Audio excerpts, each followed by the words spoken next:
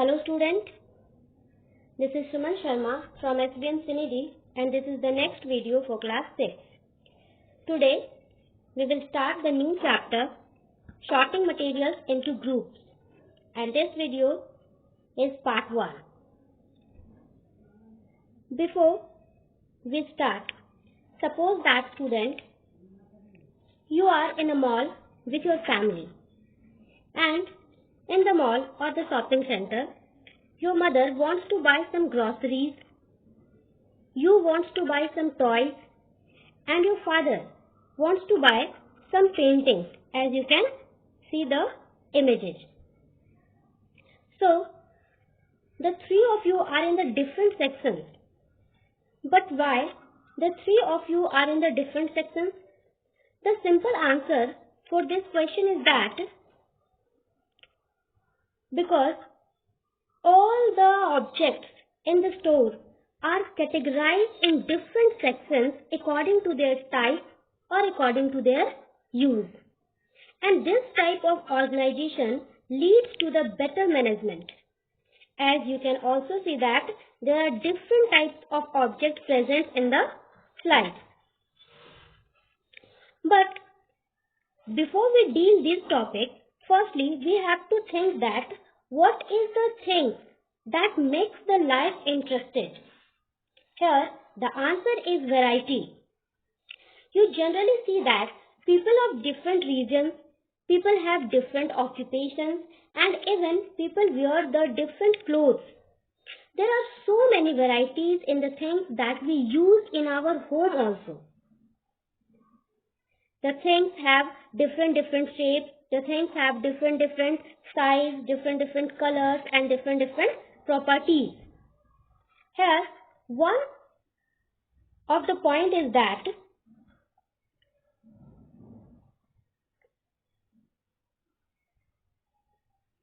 we use a variety of things in our day-to-day life for various purposes. As you can see in the image that there are variety of things are present like desk, chair, books, notebooks, pencil case, backpack, etc. These are the different things that we use in a whole day. Next point is that all these things are made up of one or more materials. They might be a simple materials or a very complex in nature. Here, for example, we use toys, books, tables, chairs, doors are made up of wood. These are the examples that the materials are made up of wood. Some things can be made up of different types of materials. For example, we have spoon in our home and the spoon can be made up of either by plastic or steel or any other fiber. These are the points related to the object that is present in our surroundings. Here in the next slide is that firstly we will know what is material. So material is a substance which is used to make any object, or in a very simple language we can say that material is that which occupies space and it has mass. So that is called material. There are different types of material. Here are the some types, that is fabrics, wood, plastic, paper, metal. These are different types of material. Now in our next slide, here are some examples of different types of material. In the first image, the things that are made up of wood. Here we know that we see so many things in our home that are made up of wood like table, desk, ladder, bookshelf, wardrobe, drawer, pencil, bird table, shed. These are the things that are made up of wood. In the next image, the things that are made up of paper.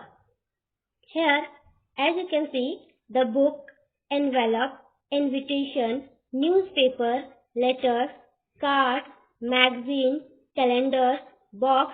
These are the things that are made up of paper. Now, in the next slide, here, these are the things that are made up of plastic. For example, toy car, Walkman, dice, watering can, party bag. These are the things that are made up of plastic.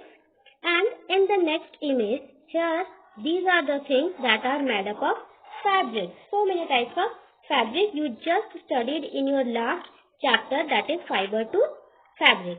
That is teddy, jumper, hat, trouser, t-shirt and flag. These are the different types of materials or the things that are made by using the different types of fabric.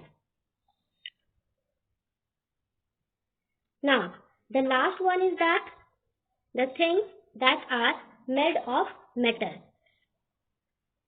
Generally, you see in your home that there are so many things that your mother use in kitchen, like frying pan, tap, saucepan, tin. These are the things that you generally see in your home. Apart from these things, we generally use some tools which are made up of metal, like spanner, nails. These are the things that is made up of metal. Now, these are the examples of the different types of things that are made up of different types of material. Now, here the topic is that what is the importance of grouping? Why we generally group all the objects like this? So, the first is that categorizing material into group make it convenient for the study or make it convenient to identify it or to understand it. Second, objects are grouped on the basis of their shape, the material they are made up of, and the properties of this material.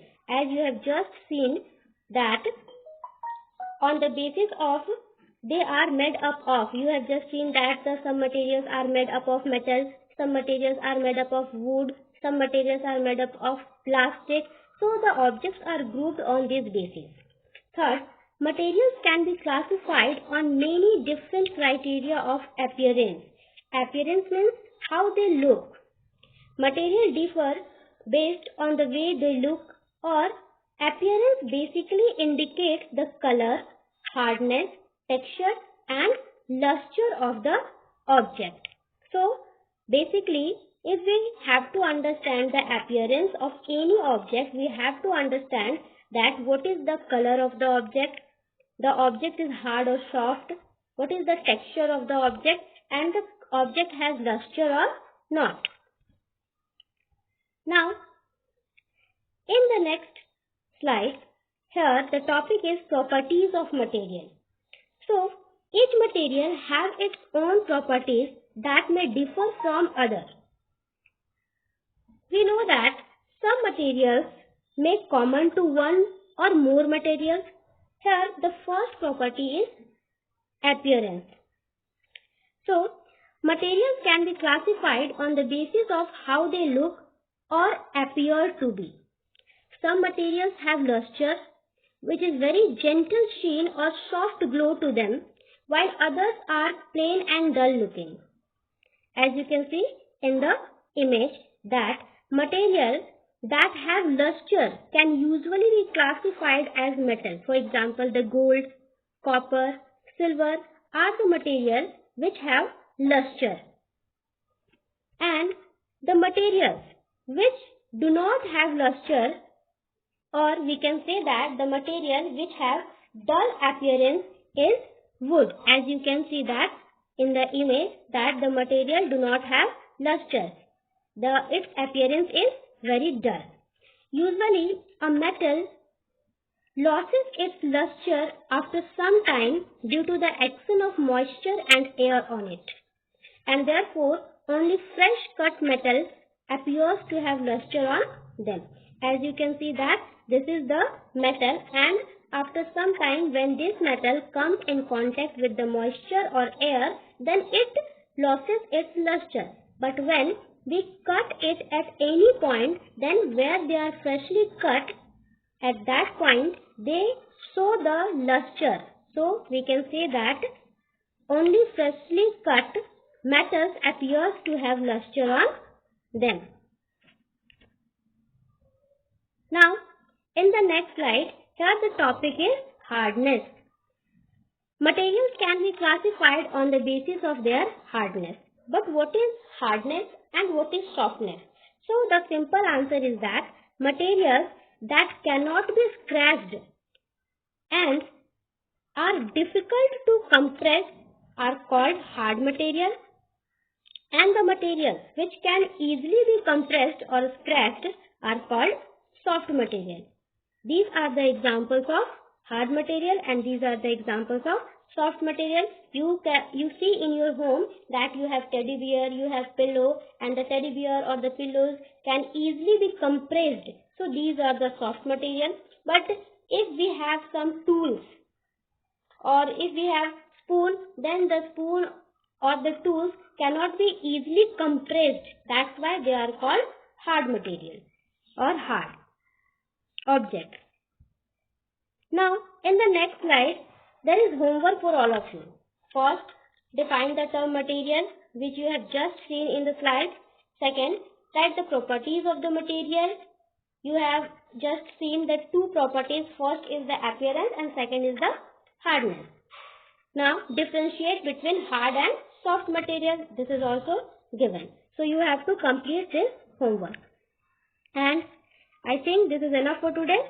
Thank you so much.